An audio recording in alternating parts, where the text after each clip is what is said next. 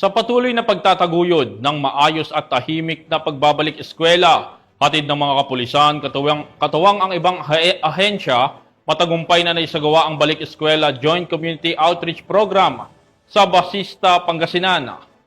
Sa pamamagitan ng aktibong pakikibahagi sa mga makabuluhang programa tulad ng Balik Eskwela, na ipapakita ng mga pulis ang kanilang malasakit at dedikasyon, hindi lamang sa seguridad, kundi sa kabuuang kapakanan ng komunidad, lalo na ng mga kabataan. Yan ang balitang hatid ni Police Staff Sergeant Jandel Supremo. Sa layuning may paramdam ang suporta sa mga batang mag-aaral ngayong pagbubukas ng klase, matagumpay na isinagawa ng mga kapulisan kasama ang TGPCRECIG, ang Balik Eskwela Joint Community Outreach Program sa Patakbo Elementary School sa bayan ng Basista, Pangasinan, nito lamang Hunyo 18, 2025. Ang programa ay naisakatuparan sa pakikipagtulungan ng Global Peacekeepers and Community Responder, Anti-Crime Intelligence Group, katuwang ang Rome Italy Mother Chapter sa pangunguna ni na Mr. and Mrs. Pauldine Mark Solomon Co. Sinimulan ang aktibidad sa pamamagitan ng isang panalangin na sinundan ng isang makabuluhang mensahe mula sa officer in charge ng Pangasinan PPO sa pamamagitan ni Police Lieutenant Colonel Buenaventura Benavides III, kung saan inilatag ang isang komprehensibong plano at seguridad. In line with this, we have laid down a comprehensive and proactive security framework to ensure the safety and security of our schools across the province.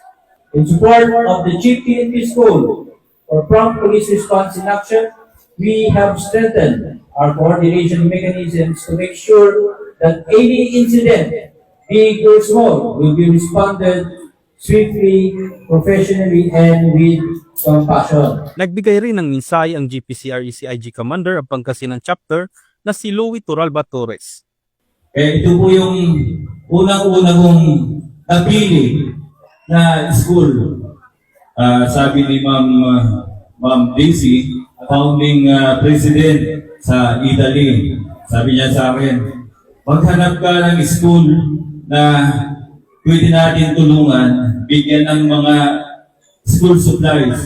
Alam niyo, hindi po ako ng dalawang isip. Unang-una kong naisip, Patakbo Elementary School.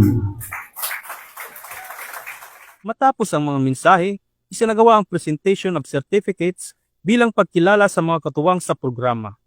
Sinundan ito ng pamamahagi ng mga school supplies, food packs at libreng gupit sa mga estudyante.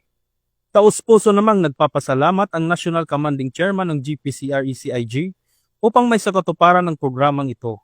Kaya po nandito po ang GPCRECIG